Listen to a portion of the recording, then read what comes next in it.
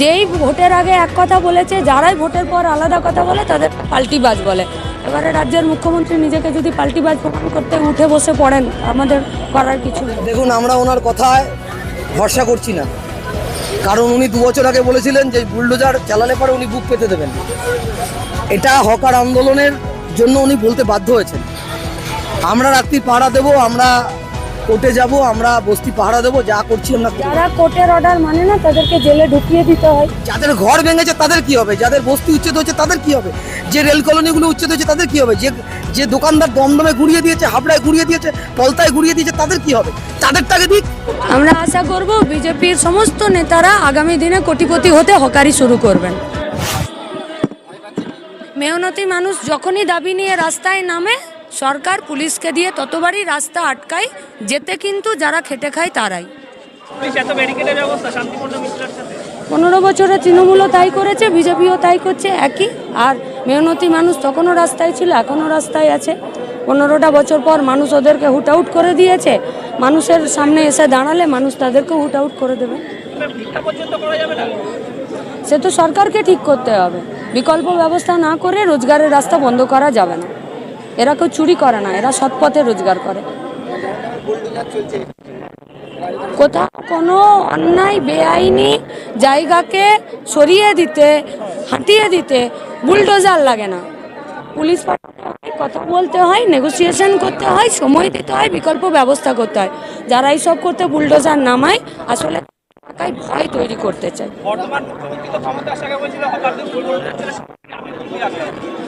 যেই ভোটের আগে এক কথা বলেছে, যারাই ভোটের পর আলাদা কথা বলে তাদের পাল্টিবাজ বলে।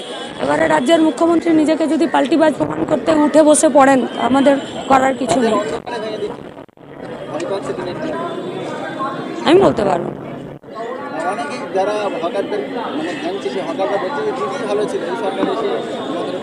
আমার জানা নেই দিদি মানুষের জন্য কি ভালো করেছে, ওই জন্যই তো মানুষ দিদিকে এখন বলেছে যে বাড়িতে থাকুন। আমরা ওনার কথায় ভরসা করছি না, কারণ উনি 2 বছর আগে বলেছিলেন যে বুলডোজার চালালে পরে উনি বুক পেতে দেবেন।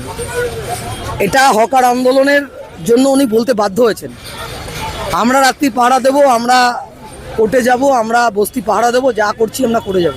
কারণ হকারদের শুধু পুজো অবধি না, হকারদের পুনর্বাসন দিতে হবে, হকারদের লাইসেন্স দিতে হবে, এইটা বলুক উনি। আর যাদের ঘর ভেঙেছে তাদের কি হবে? যাদের বস্তি উচ্ছেদ হচ্ছে তাদের কি হবে? যে রেল কলোনিগুলো উচ্ছেদ হচ্ছে তাদের কি হবে? যে দোকানদার দমদমে ঘুরিয়ে দিয়েছে, হাবড়ায় ঘুরিয়ে দিয়েছে, পলতায় ঘুরিয়ে দিয়েছে, তাদের কি হবে? তাদেরটাকে দিক। আরে বাবা, ভয় পেয়েছে এত হকার। ওদিকে তৃণমূল তো ব্যস্ত তাদের বাড়ির দখল কে নেবে, আর বিজেপি ব্যস্ত বুলডোজার চালাতে। আর এখন সিপিএম এর নেতৃত্বে হাজার হাজার হকার কলকাতার রাস্তার দখল নিয়ে নিচ্ছে। ওটা বিরোধীদের দমন করার জন্য। ও আইন পশ্চিমবাংলায় কার্যকর হবে না, আমরা মানবো না। ওটা ভারতবর্ষ দেখছে বিজেপি কি বুলডোজার রাজ, গুন্ডারাজ কায়েম করছে বিজেপির। অর্জুন সিং মন্ত্রী, নিশীথ প্রামাণিক মন্ত্রী, আর বিজেপি হচ্ছে গুন্ডা দমন করবে, বুঝেছেন? আর কিছু বলছি না। অর্জুন সিং মন্ত্রী, শুভেন্দু অধিকারী মুখ্যমন্ত্রী, আর নিশীথ প্রামাণিক মন্ত্রী। এরপর বিজেপি বলছে গুন্ডা দমন করবে, আমার বোঝা হয়ে গেছে। দেখুন, একটা কথা বলি, যারা দোষী তাদের আইনের পথে শাস্তি হবে। এই রাস্তায় ঘোরানো ডিম থেরাপি এটা মোটেই গণতন্ত্রের পক্ষে ঠিক না। তাহলে দেখো, তোমরাও বুঝতে পারছো সরকার বুঝতে পারছে না, নাকি সরকার বুঝতে চাইছে না, তার জন্যই মানুষ রাস্তায় নেমেছে। তার মানে সব লোক দেখানি। সরকার তার প্রত্যেক দিন স্টান্টবাজিতে কি করে সেটা তার নীতি নয়। যেটা রাস্তাতে আইনিগতভাবে তারা কাজ করে সেটা দিয়ে তাদের নীতি বোঝা যায়।